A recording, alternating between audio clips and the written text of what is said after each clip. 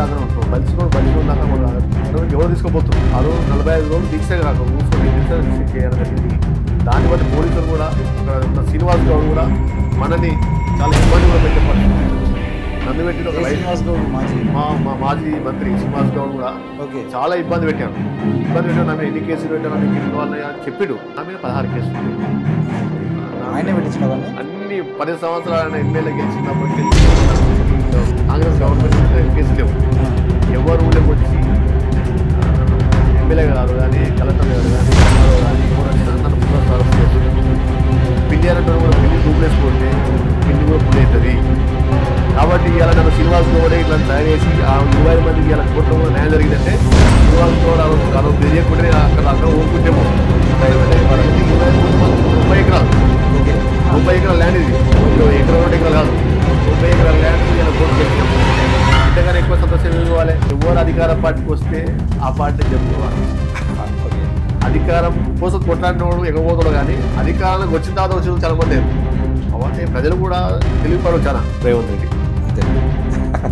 ఎందుకంటే రేవంత్ రెడ్డి ఎందుకంటే కింది స్థాయికి వెళ్ళి ఒక జడ్పీటీసీకి వెళ్ళి ఇలా సీఎం వరకు ఏంటంటే నేను ఆయన ఆదర్శం తీసుకొని ముందుకెళ్తున్నాను.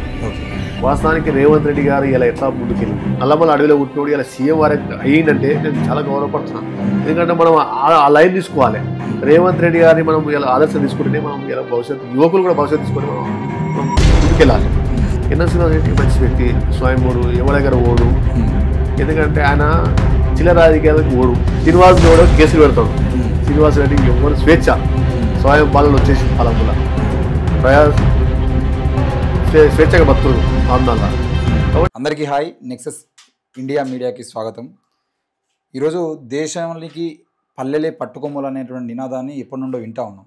కానీ చాలా సందర్భాల్లో చూస్తే ఆ పల్లెల్ని వదిలి యువత పట్టణాల వైపు వెళ్తున్నటువంటి పరిస్థితులు కనబడతా ఉన్నాయి.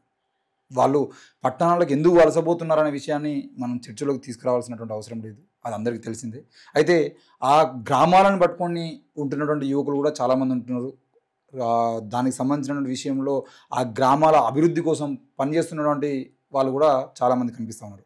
అందులో భాగంగానే ఆ గ్రామాలను పట్టుకొని గ్రామ అభివృద్ధి కోసం, గ్రామాల యొక్క భవిష్యత్తు కోసం పనిచేసినటువంటి నాయకుల్ని ముందు తీసుకొచ్చేటువంటి ప్రయత్నంలో భాగంగా ఈరోజు మహబూబ్ నగర్లో ఈ మధ్యకాలంలో విలీనమైనటువంటి దివిటిపల్లి, మరి మహబూబ్ నగర్ కూడా ఆ కార్పొరేషన్ అయిపోయింది. ఆ కార్పొరేషన్లో దివిటిపల్లి డివిజన్ అభ్యర్థిగా రాజకీయాల్లో కనబడుతున్నటువంటి వ్యక్తి ఈరోజు మనతో ఉన్నారు. ఆయన అడిగి తెలుసుకునేటువంటి ప్రయత్నం చేద్దాం.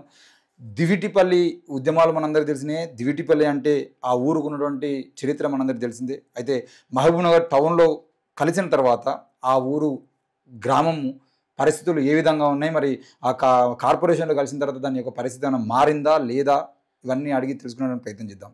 అన్న, welcome to Nexus India media అన్న. నమస్తే.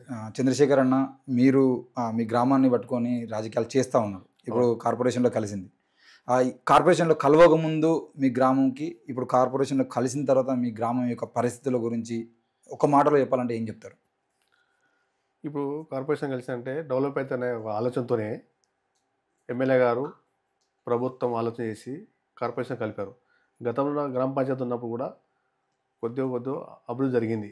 కాకపోతే ఇంకా జరగలేదు. ఓకే, జరగాల్సిందే. అక్కడ నాయకత్వ లోపం వల్ల కొంతమంది గతంలో సర్పంచులు వాళ్ళు చేయలేని పని మనం వస్తే చేద్దామని అనే ఒక ఆలోచనతో ప్రజల కోసం మనం రాజకీయం చేయాలనే ఒక యువత ముందుకు రావడానికి ఈ యొక్క ఆలోచనతో మేము ముందుకు వస్తున్నాం. ఇప్పుడు దివిటిపల్లి గ్రామానికి సంబంధించిన విషయంలో మీకున్నటువంటి రాజకీయ పలుకుబడి కానీ, రాజకీయ జ్ఞానంతో కానీ బయటికి హైదరాబాద్ లాంటి పట్టణానికి వచ్చేది అంటే మీలాంటి వాళ్ళు బతకడం చాలా ఈజీ. ఎందుకు ఇంకా మీరు దివిటిపల్లిని పట్టుకొని బతకాలని ఆలోచన చేస్తున్నారు? ఎందుకంటే అక్కడ పేద ప్రజలు ఉండరు విలేజ్లో. వాళ్ళని ఎవరైనా సరే ఆదుకునే యువకులు అక్కడ ఉండాలి. అందరం పట్టణం వైపు వస్తే పట్టణంలో పల్లెటూరులో ఎవరు ఉండరు. కాబట్టి ఎవరొకరు నాటోళ్ళు అక్కడ విలేజ్లో ఉంటేనే వాళ్ళ బాగోలు మంచిగా చూస్తాం అనేది ఒక ఆలోచన నాది. అంటే ఇట్లాంటి ఆలోచనలు మొలవడానికి ఏదో కారణం ఉంటుంది. అంటే చాలామంది స్వార్థపూరితమైనటువంటి రాజకీయాలు, అంటే ఈరోజు కూడా నిన్నగాక మొన్న చనిపోయినటువంటి అందశ్రీ గారు కూడా ఒక మాట, మాయమైపోతున్నాడమ్మ మనిషి అన్నవాడు అన్నటువంటి సమాజంలో మనం బతుకుతున్న క్రమంలో మీకు ఈ గ్రామాన్ని అభివృద్ధి చేయాలి, అందరూ వలస వెళ్ళిపోతే పల్లెల్ని ఎవరు పట్టించుకోవాలనే ఆలోచన రావడానికి కారణం ఏంటి? ముందుగా పట్టణాల అభివృద్ధి, గ్రామాల అభివృద్ధి కోసము మన ముందు పనిచేయాలి. మనం కళ్ళ ముందు చూసుకుంటూ నిరుపేదలాగానే ఉంటున్నాడు. బలిసినోడు లాగా వాడు ఆటోమేటిక్ ఎవరు తీసుకోబోతున్నాడు. కాబట్టి పేద ప్రజల్ని ఎవరు ముందు తీసుకుపోయే పరిస్థితి లేదు. కాబట్టి ఆ ఆలోచన నా దృష్టిలో వచ్చి కాబట్టి నేను ఇలా రాజకీయానికి వచ్చిన మీ ముందుకు వస్తున్నా. ఆ ఆలోచన ఎవరు తీసుకొచ్చారు? ఇక నాకు అక్కడ ఉన్న పరిస్థితి బట్టి అక్కడ నాలో ఆలోచన వచ్చేసింది. ఓకే అన్న, ఈ ఇంటర్వ్యూలోకి వెళ్ళే ముందుగా మిమ్మల్ని పరిచయం చేసుకునే ప్రయత్నం చేద్దాం. మీ పేరు, మీ తల్లిదండ్రుల పేరు, అమ్మ నాన్నలు ఏం చేస్తూ ఉంటారు, వాళ్ళ జీవితం ఏంటి, దాని గురించి ఒకసారి చెప్పండి అన్న. మేము వ్యవసాయ కుటుంబం చేస్తాము. మా అమ్మ బాలమ్మ అనే వ్యక్తి, చెన్నయ్య, నా పేరు జె చంద్రశేఖరు. మాకు 2 తమ్ముళ్ళు ఉంటారు, అక్క ఉంటుంది. ఇంకా మీరేం జాబ్ చేస్తారు? నేను ప్రైవేట్గా చిన్న కాంట్రాక్టర్ ఇస్తాను. విద్యాభ్యాసం ఇక్కడ జరిగింది? నేను ఊళ్ళోనే దెచ్చల పట్టణంలో జరిగింది. ఓకే, అంటే మీలో ఈ నాయకత్వం ఉంది, నువ్వు లీడర్ అవుతావు అని చెప్పేసి స్కూల్లో టీచర్లు కానీ లేదంటే మిమ్మల్ని ఎవరు గుర్తించారు, నువ్వు రాజకీయాల్లోకి వెళ్తే సక్సెస్ అవుతావు అనే ఆలోచన తీసుకొచ్చింది? అంటే అక్కడ ఉన్న పరిస్థితుల విలేజ్లో సర్పంచ్లు అనేటువంటి ఉండి చేయలేని పరిస్థితి చూసి నాలో ఆలోచన చూసి అప్పుడున్న 2004లో ఎమ్మెల్యే పులివీరన్ అని ఉండే మహబూబ్నగర్లో.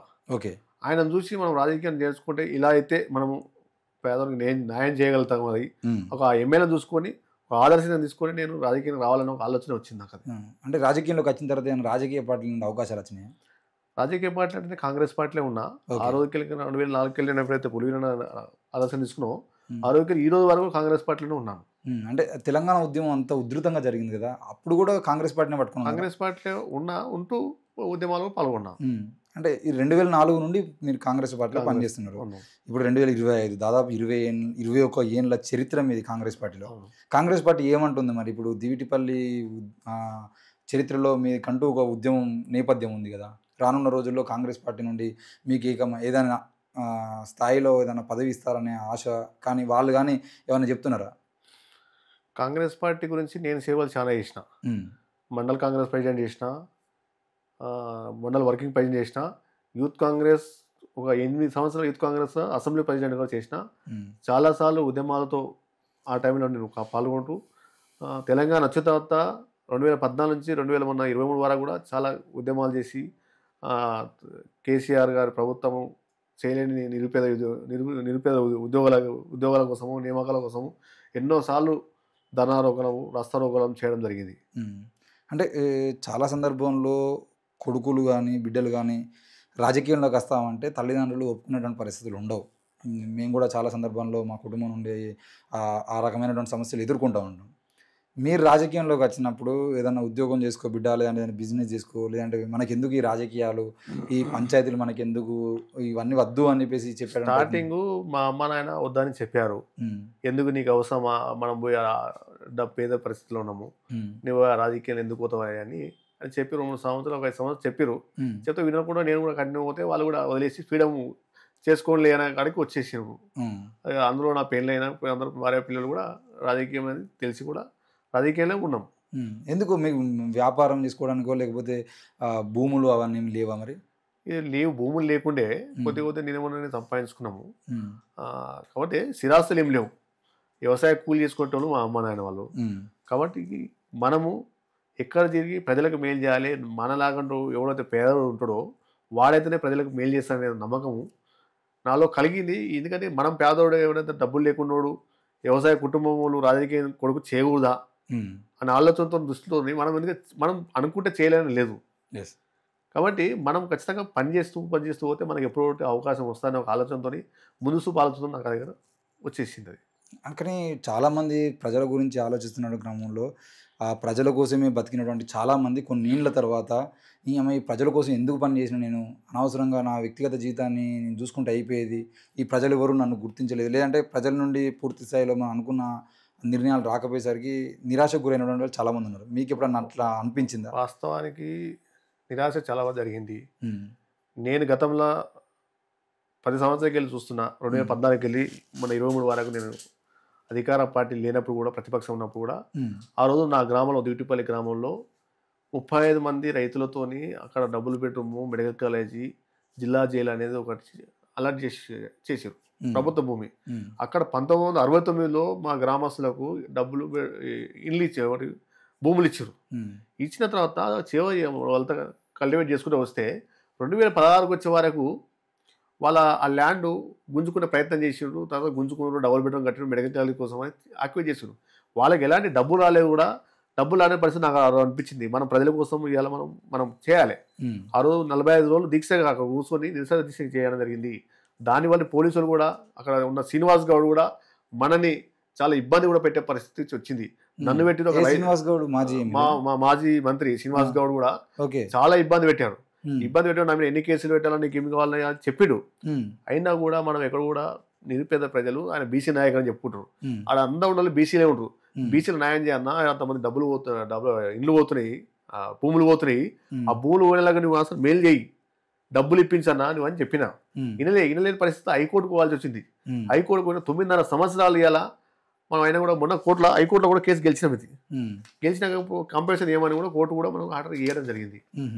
ఇచ్చిన తర్వాత దీని మీద ఎన్ని కుటుంబాలకు, ఇది 25 కుటుంబాలు.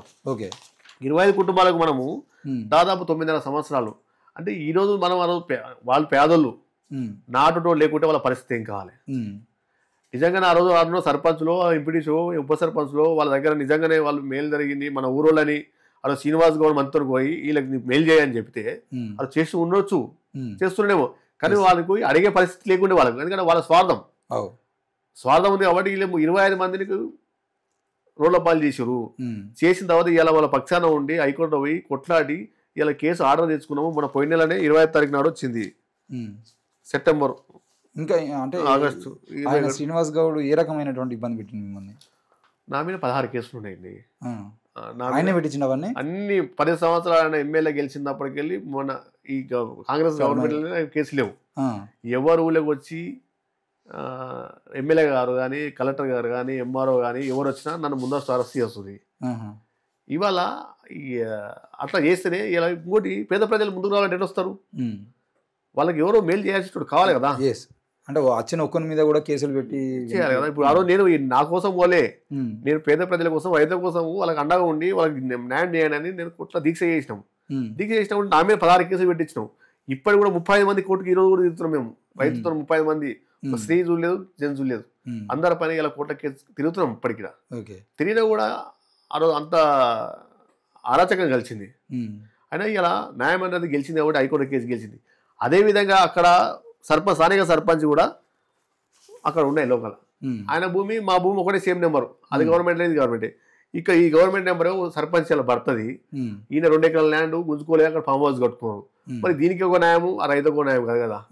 మరి ఈయనకి ఎట్లా ఉంటది అంటే, నీకు సర్పంచ్ భర్త, నీకు ఎమ్మెల్యే గారు, మంత్రి గారు అనుచరుడు కాబట్టి నీకు అక్కడ వారికి న్యాయం జరిగింది.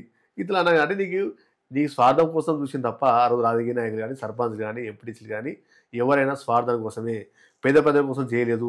ఈరోజు నేను చెప్తున్నా, నిరుపేద ప్రజల కోసం నేను నిత్యం ప్రజల కోసమే ఆలోచిస్తున్నా. నేను పండుకునేటప్పుడు కూడా లేచే వరకు ఖచ్చితంగా ప్రజల కోసమే నేను ఏం చేయాలి, నేను ఏం చేయగలుగుతానే ఆలోచన తప్ప నేను స్వార్థం కోసము నేనేదో నాకు అది కావాలి ఇది కావాలని ఆలోచనతో చేస్తుంటే కాదు. నేను ఒక మంత్రి స్థాయిలో ఉన్నటువంటి వ్యక్తి 10 సంవత్సరాలు టార్గెట్ చేసినా కూడా పార్టీ మారేటువంటి పరిస్థితులు లేకుండా కాంగ్రెస్ పార్టీని పట్టుకొని ఉండే అంట ఆ మొండి ధైర్యం ఎక్కడ వచ్చింది మీకు? ఇక మొండి ధైర్యం అంటే నాలో కల్పించిన ఆ భగవంతుడు ఆ ధైర్యాన్ని ఆయన పరిశీలించాడు కాబట్టి నేను మొండిగా ఉన్నా. నన్ను వీళ్ళే మొండిగా తయారు చేశారు. ఇప్పుడు శ్రీనివాస్ గౌడే కొడుక అంటే కొడతా అంటే కొట్టి ఏమైందంటే, ఒకసారి కూడా పిల్లి అన్నట్టు కూడా పిల్లిని రూమ్లో వేసి కొడితే పిల్లి కూడా పులి అవుతుంది. కాబట్టి ఇలా నన్ను శ్రీనివాస్ గౌడే ఇట్లాంటి తయారు చేసి ఆ 25 మందికి ఇలా కోర్టులో కూడా న్యాయం జరిగిందంటే శ్రీనివాస్ గౌడ్ ఆ రోజు బెదిరియకుంటే అక్కడ పోకుంటేమో. కాబట్టి శ్రీనివాస్ గౌడ్ కూడా ఇవాళ నువ్వు నీ వెనుక అనిచర కూడా నువ్వు అనిచర భూమిలో కాపాడినావు. ఇవాళ ఫామ్ హౌస్ కట్టుకున్నారు, అదే డబుల్ బెడ్రూమ్ పక్కన పెద్ద ఇల్లు కట్టుకున్నారు. మరి వాళ్ళ ఇల్లు పోలేవు కదా, అది కూడా గవర్నమెంట్ ల్యాండ్ కదా. మరి ఇది కూడా వీళ్ళు కూడా గవర్నమెంట్ ల్యాండ్ కదా. మళ్ళీ ఈ 25 మంది రైతులకేమో అన్యాయం జరిగితే మరి నీ కార్యకర్తకు 25 కుటుంబాలు ఎవరి ఎస్సీ ఎస్టీలే అంతా బీసీలే ఉన్నారు. బీసీలే అంతా బీసీలే ఉన్నారు. మరి ఈయన బీసీ మంత్రి మినిస్టర్ అని చెప్పుకుంటాడు కదా. బీసీ మంత్రి బీసీలకి అన్నా చేసిండు. ఎవరి మీద మామనాథ్ టౌన్ లో మొత్తం బీసీల మీద చేసిండు కేసు. ఎందుకు ఈయన కావాలంటే రేపు పొద్దుగాల నాకు ఎవరంటే ఇప్పుడు ఎవరు బీసీ నాకు ఎదిరింది అనుకో ఎమ్మెల్యేగా పోటీకి వస్తాను అనుకునేమో ఆయన. కాబట్టి ఆయన ఆలోచన అట్లా ఉంటుంది. ఇప్పుడు ఈ 21 ఏళ్ళ ఉద్యమం చేసిరు కదన్న, మీకు అత్యంత తృప్తినిచ్చినటువంటి ఈ పోరాటం నాకు మనసుకు బాగా నచ్చింది, ఇది చేయడం వల్ల నాకు మంచి పేరు వచ్చిందని చెప్పుకోవాలనుకుంటే ఏం చెప్పగలుగుతారు? ఇదే హైకోర్టే మెయిన్. అంతేనా? అంటే 25 కుటుంబాలు 90 ఎకరాలు. ఓకే, 90 ఎకరాల ల్యాండ్ ఇది. 1 ఎకరా 2 ఎకరాలు కాదు, 90 ఎకరాల ల్యాండ్ కు ఇలా కోర్టు గెలిచినాము. ఇంతగానే ఎక్కువ సంతోషం ఏమి ఇవ్వాలి? 90 ఎకరాల ల్యాండ్ కు మనం అక్వేషన్ డబ్బులు రేపు ఇవ్వాలని కోర్టు తీర్పిచ్చింది. అలా నడుస్తుంది. ఆర్డీఓ గారితో, కలెక్టర్ గారితో, మా ఎమ్మెల్యే గారితో నడుస్తుంది ఇప్పుడు ప్రాసెస్. ఈ 90 ఎకరాల ల్యాండ్ డబ్బులు ఇప్పిస్తే ఇక నాకు ఇంతగానే సంతోషం ఏముంటది? ఓకే, 25 కుటుంబాలు సంతోషంగా ఉన్నాయి ఇప్పుడు. బరాబర్ ఉంటాయి కదా. ఓకే, ఇప్పుడు సాయం చేసిన మర్చిపోరు కదా. తప్పకుండా ఇది పెయిన్ మనకు రీజను. 9.5 సంవత్సరాలతో నా కష్టం వృధా పోకుండా కేసు గెలిచిన మన పేరైతే వచ్చింది. ఓకే, అంటే ఇట్లాంటి కేసులు అంటే న్యాయం పేరుతోనే మళ్ళీ వాళ్ళ దగ్గర నుండి డబ్బులు తీసుకుంటారు అని కొంతమంది దగ్గర విన్నా. మీరు అట్లాంటివి ఏమైనా చేసిరా? ఇప్పుడు ఏముందంటే డబ్బులు తీసుకోవడం వాస్తవానికి ఇది కూడా ఇంకోటి వచ్చేసింది. మాతో కూడా కొంతమంది ప్రతిపక్షాలు కొంత బుధలే. ఓకే, అడ్వకేట్స్ ఫీజు ఇవ్వాల్సింది కదా. అవును.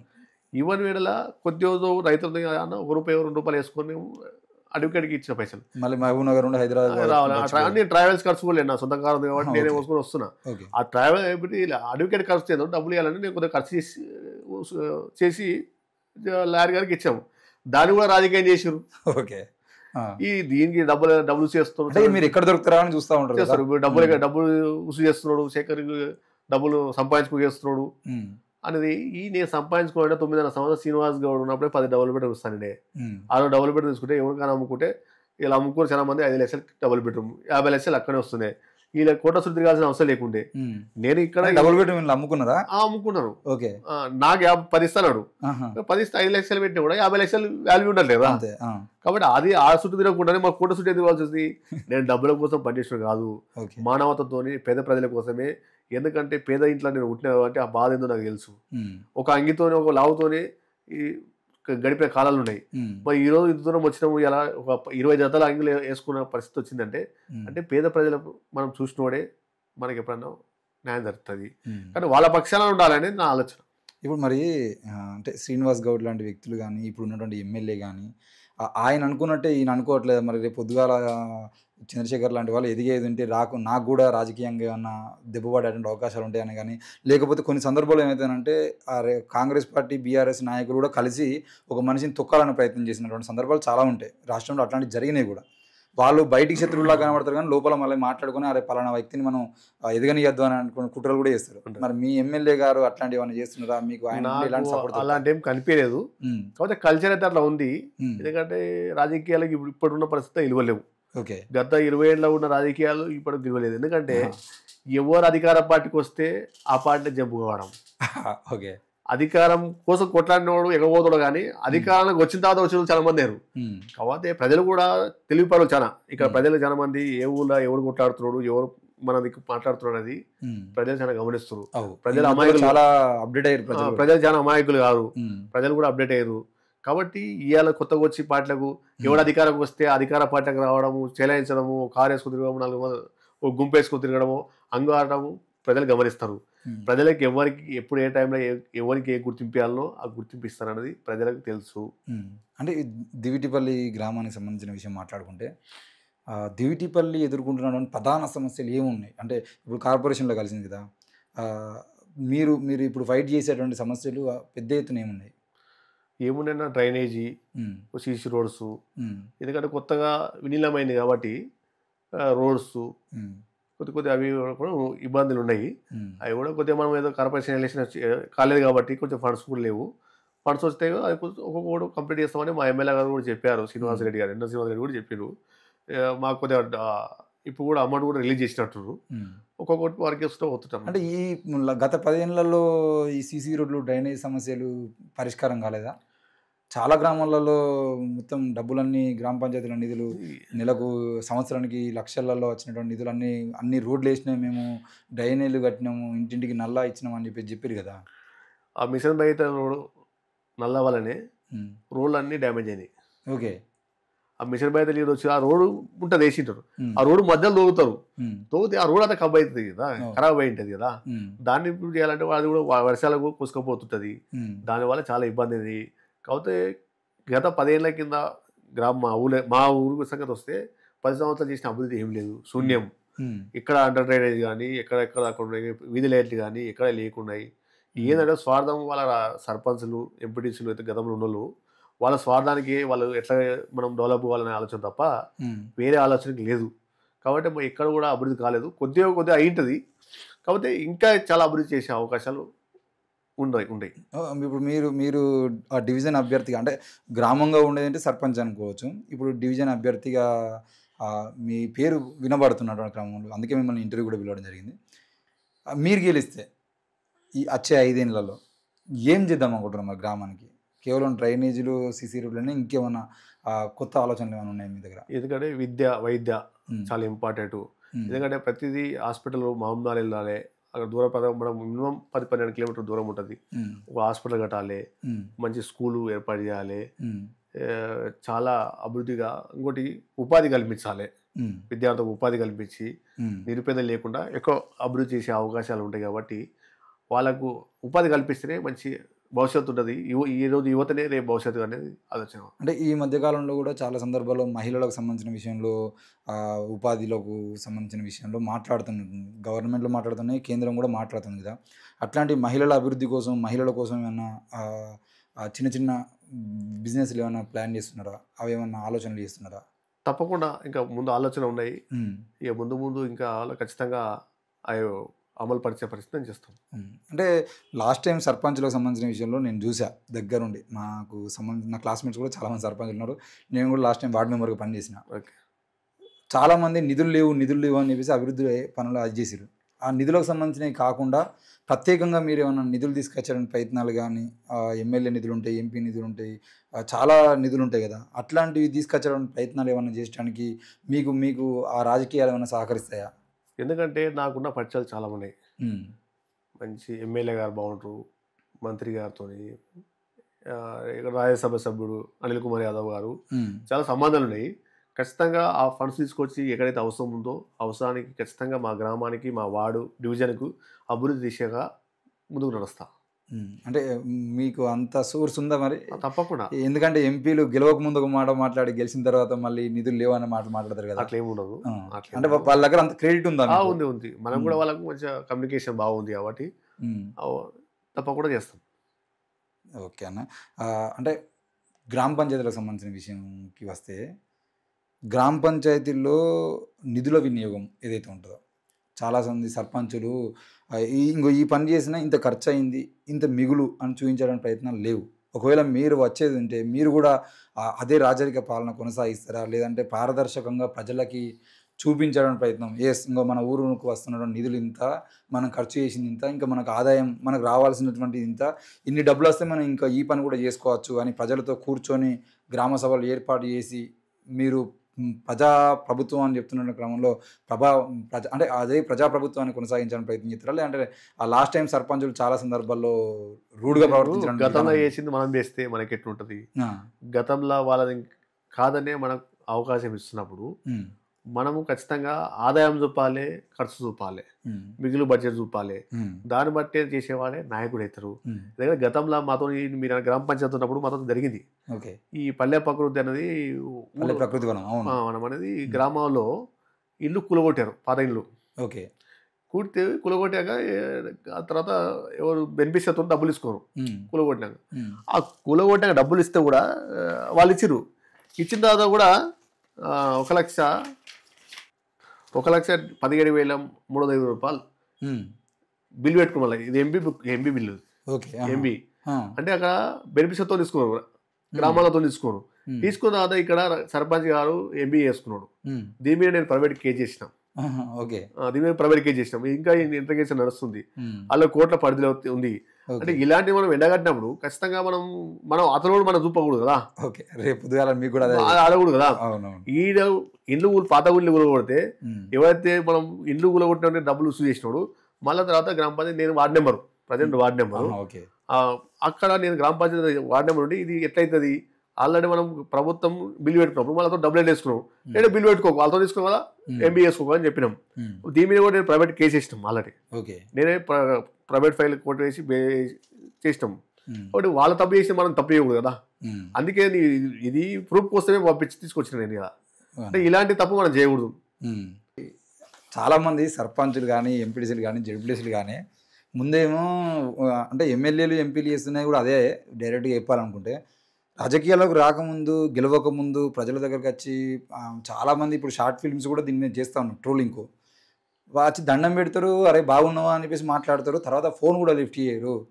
చంద్రశేఖర్ గారు రేపు పొద్దున సర్పంచ్ అయ్యేది ఉంటే డివిజన్ అభ్యర్థి అయితే ప్రజలకి అందుబాటులో ఉంటారా, వాళ్ళ ఫోన్ లిఫ్ట్ చేసేటువంటి పరిస్థితులు ఉంటాయా? ఎందుకనంటే రేపు మీరు గెలిచిన తర్వాత అవసరమైతే నేను మళ్ళీ 1 year తర్వాత వచ్చి మీ ఊర్లో మీ డివిజన్లో ఉన్నటువంటి ప్రజల దగ్గర మైక్ పెడితే ఎస్ ఈరోజు మీరు చెప్పినటువంటి ఇంటర్వ్యూలు ఇచ్చేటువంటి సమాధానం అప్పుడు ఉంటుందని నమ్మచ్చా మిమ్మల్ని? తప్పకుండా.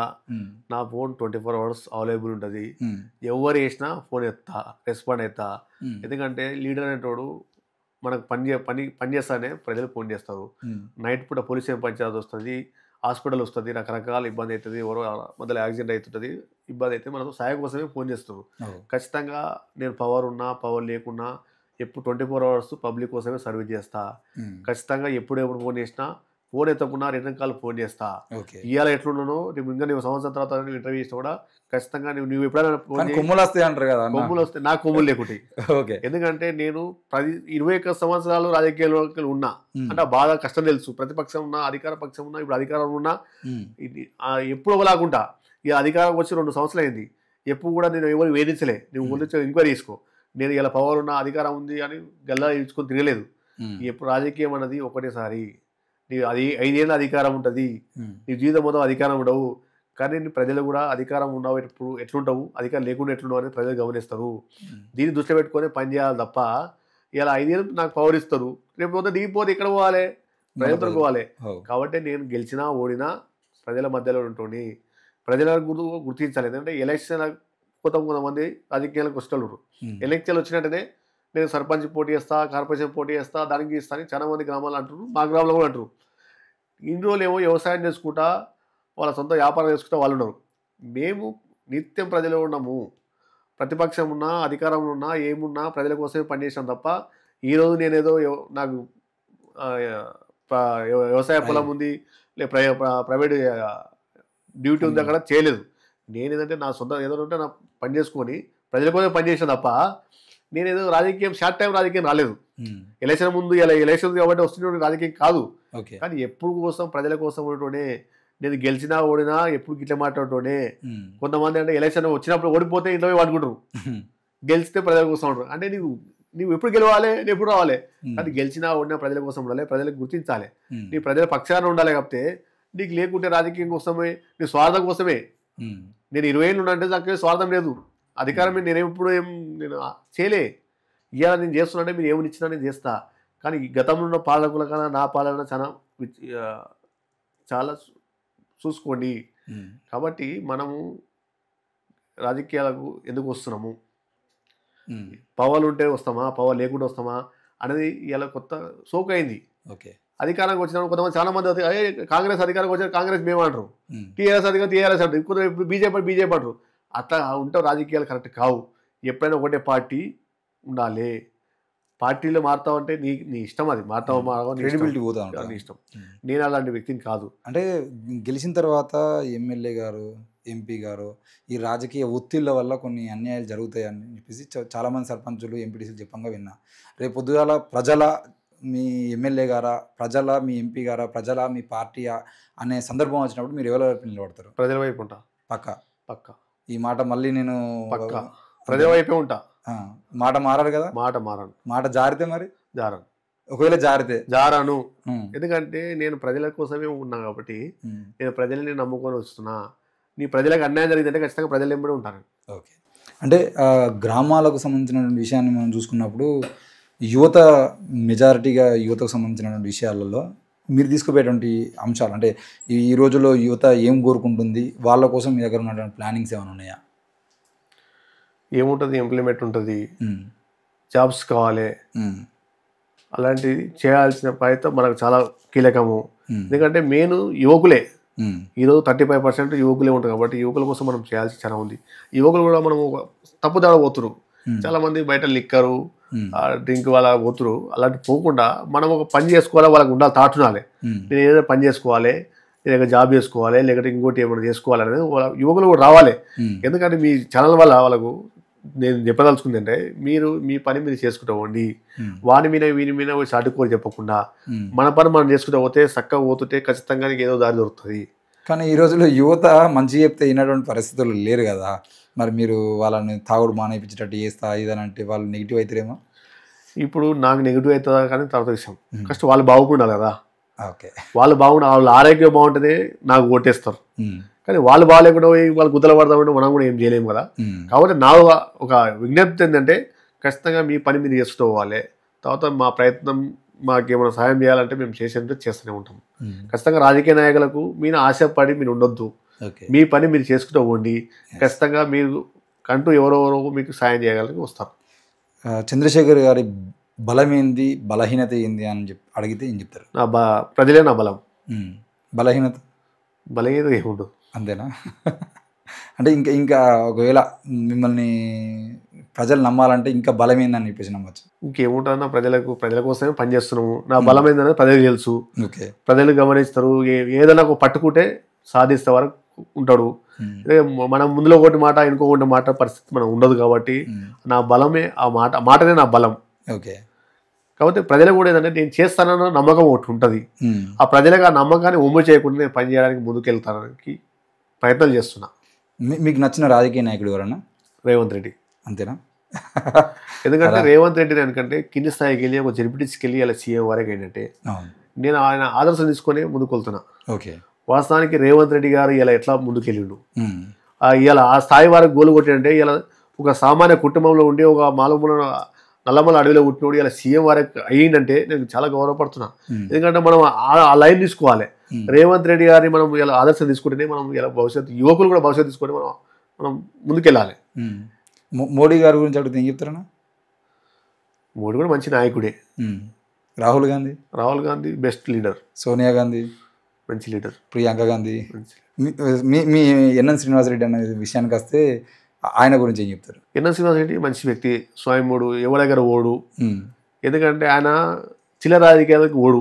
ఓకే, చిల్లర రాజకీయాలు చేయడు. ఓకే, మనం ఏంటంటే మన పని ఏంది మనం చేయాలి, మనం ఎమ్మెల్యే అయినాం, మనం ప్రతి ఒక్కరికి మనం సాయం చేయాలి అనే ఆలోచన ఉన్నవాడు వ్యక్తి తప్పితే ఎవరికి అన్యాయం చేయాలి, శ్రీనివాస్ గౌడ్ తీసుకుపోయి కేసు పెట్టాలి అనే ఆలోచన లేదు. ఓకే, ఈ 2 సంవత్సరాలు చూసినాం కదా. శ్రీనివాస్ రెడ్డి తేడా ఏమంటే శ్రీనివాస్ గౌడ్ కేసులు పెడతాడు. శ్రీనివాస్ రెడ్డి ఎవరు స్వేచ్ఛ, స్వయం పాలన వచ్చేసింది పాలముల స్వేచ్ఛగా బతురు మామూలుగా. కాబట్టి ఎప్పుడు శ్రీనివాస్ గౌడ్ ఎప్పుడు ఎవరి మీద కేసు పెడుతున్నాడు, ఏ రాత్రి పోలీసులు వస్తున్నారు, ఇలా ఆ పరిస్థితి లేదు. కేసీఆర్ గురించి చెప్పండి. కేసీఆర్ మంచి నాయకుడు, ఉద్యమ నాయకుడే.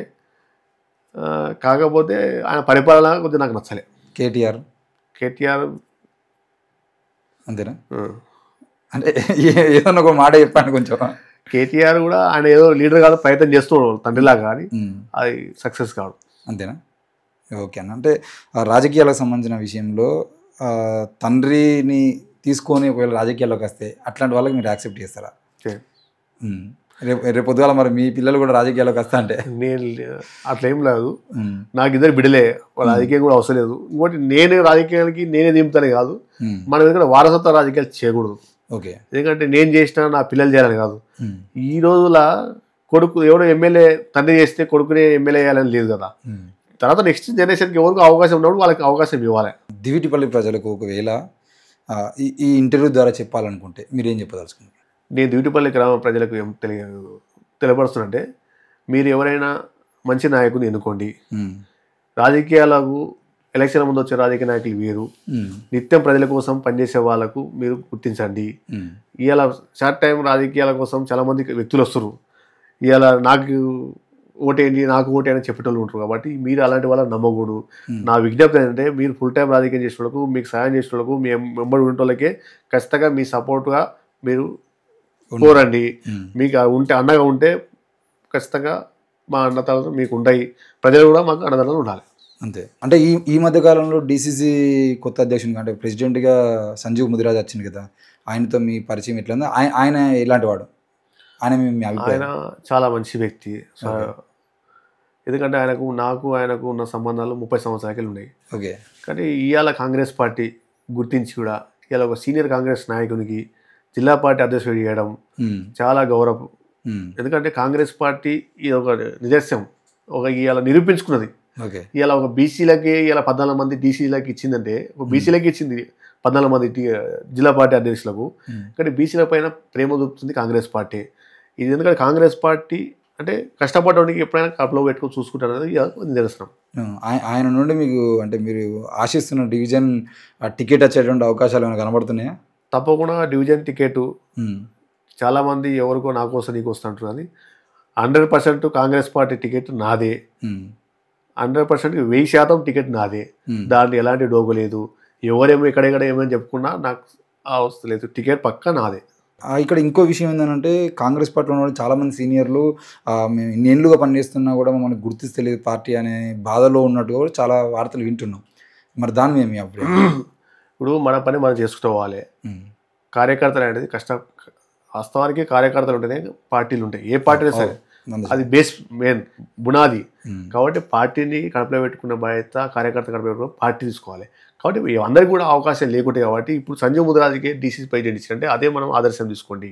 కాబట్టి కష్టపడడానికి కార్యకర్తకి ఎప్పుడైనా పార్టీ ఖచ్చితంగా తగిన గుర్తింపు ఇస్తుంది. ఓకే అన్న, థ్యాంక్ యూ. ఓకే, మొత్తానికైతే మీరు విజయం సాధించిన తర్వాత మళ్ళీ కూర్చుందాము. ఇప్పుడు అడిగినటువంటి ప్రశ్నలన్నింటినీ మళ్ళీ నేను తప్పకుండా అడుగుతాను. అలాగే మీ డివిజన్కి వచ్చి నేను తప్పకుండా ఎంక్వైరీ కూడా చేస్తాం. ఎందుకంటే ఇప్పుడు చేస్తున్న ఇంటర్వ్యూలు అన్నింటిలో కూడా తర్వాత గెలిచిన తర్వాత మీ పాలన ఎట్లా ఉంది అనేది దాని మీద కూడా మేము పని చేస్తాము. తప్పకుండా ఈ ఇంటర్వ్యూను మీరు మర్చిపోవద్దని చెప్పేసి కోరుతాను. థ్యాంక్ యూ అన్న. ఓకే, ఇది ఈరోజు ఇంటర్వ్యూ. మీరు కూడా మీకు తెలిసినటువంటి ఎవరైనా మీకు తెలిసినటువంటి నాయకులు, యువ నాయకులు రాజకీయాల్లోకి వస్తూ ఉంటే మాకు తెలియజేసేటువంటి ప్రయత్నం చేయండి. వాళ్ళని కూడా ఇంటర్వ్యూ ద్వారా ప్రజలు చూపించడానికి ప్రయత్నం చేద్దాం. యువత రాజకీయాల్లోకి వస్తేనే రాజకీయాలు మారుతాయి అనే దానికి ఒక సాక్ష్యాన్ని మనం చూపించడానికి ప్రయత్నం చేద్దాం. Thank you.